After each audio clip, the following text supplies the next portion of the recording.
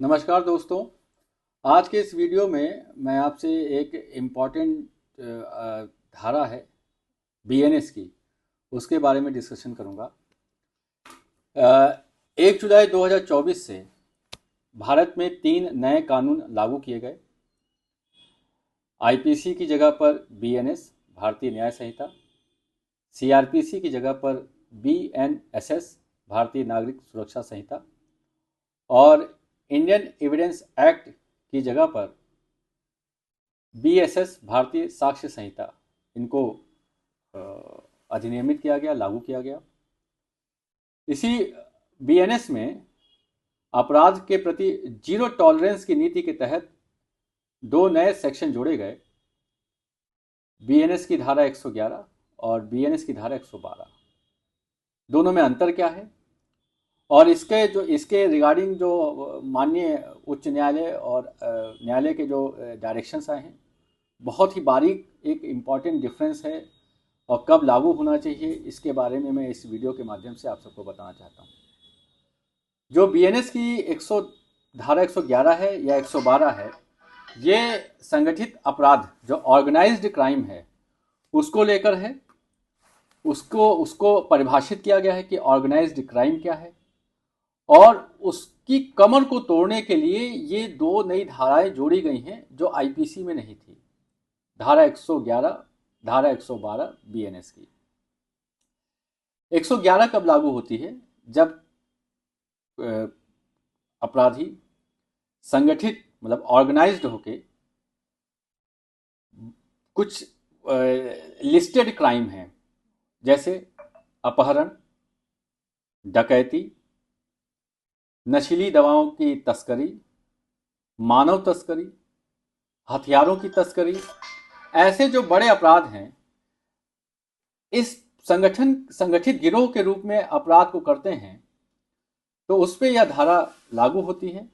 धारा 111 के तहत अभियोग पंजीकृत किया जा सकता है, जिसकी सजा 5 वर्ष से लेकर आजीवन कारावास और 5 लाख जुर्माना तक है।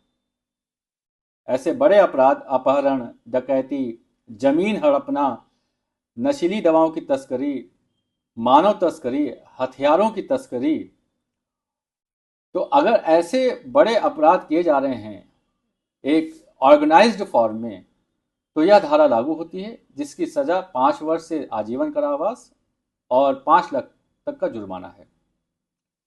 धारा 112 भी संगठित अपराध के लिए है, लेकिन ये पिटी ऑर्गेनाइज्ड क्राइम मतलब छोटे जो ऑर्गेनाइज्ड क्राइम हैं उन पर यह लागू होती है। यही दोनों में डिफरेंस है।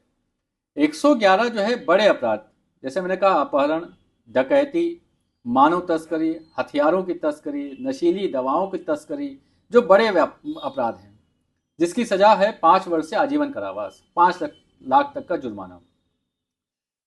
जबकि 112 जो है वो छोटे जो अपराध हैं, जैसे चोरी, स्नैचिंग छीना झपट्टी, धोखाधड़ी,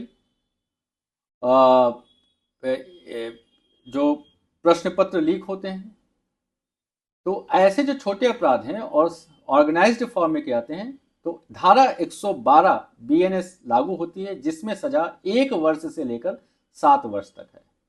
तो 111 बड़े जो ऑर्गेनाइज्ड क्राइम हैं, जैसे मैंने रिपीट किया, बार बार रिपीट कर रहा हूँ, डकैती, अपहरण, मानव तस्करी, हथियारों की तस्करी, नशीली पदार्थों की तस्करी और साइबर अपराध। साइबर जो अपराध है वो भी 111 के तहत आता है, क्योंकि इसमें आर्थिक जो धोखाधड़ी है वो होती है, इकोनॉमिक ऑफेंस है ये। और जबकि जो छोटे अपराध हैं वो 112 के तहत कवर हैं। 111 में जो सजा है 5 वर्ष से आजीवन कारावास, जबकि 112 में जो सजा है वो 1 वर्ष से 7 वर्ष तक। तो ये दोनों में मेजर डिफरेंस है। 111 112 दोनों ही संगठित अपराध के लिए हैं। अब ये इंपॉर्टेंट बात है कि हम 111 के तहत कब लिखें, कब हम 111 के तहत माना जाएगा कि अपराध है या 112 के तहत अपराध है। ये बहुत ही इंपॉर्टेंट है। समय समय पर माननीय उच्च न्यायालय के द्वारा इसमें जो निर्देश दिए गए हैं वो मैं हाईलाइट करना चाहूंगा, ताकि आपको विधिक रूप से कहीं दिक्कत ना हो। इसमें माननीय उच्च न्यायालय का सीधा डायरेक्शन यह आया है समय समय पर जो कोर्ट केसेस हुए हैं, कि 111 या 112 लिखते समय यह आवश्यक है कि उस संगठित जो गिरोह है उसके द्वारा विगत 10 वर्षों में, पिछले 10 वर्षों में 3 अपराध किए गए हों, जिसमें पुलिस के द्वारा चार्जशीट माननीय कोर्ट में भेजा गया हो और कोर्ट के द्वारा उस पर संज्ञान ले लिया गया हो, तभी 111 या 112 लागू होगी। मैं फिर से रिपीट करना चाहूंगा, 111 और 112 के अंतर्गत तभी अभियोग पंजीकृत किया जाता है जब उस संगठित गिरोह के सदस्यों के द्वारा विगत 10 वर्षों में 3 या उससे अधिक अपराध किए गए हों, जिसमें कि पुलिस के द्वारा चार्जशीट माननीय कोर्ट को, न्यायालय को भेजा जा चुका है और माननीय न्यायालय के द्वारा उस पर संज्ञान भी लिया जा चुका है।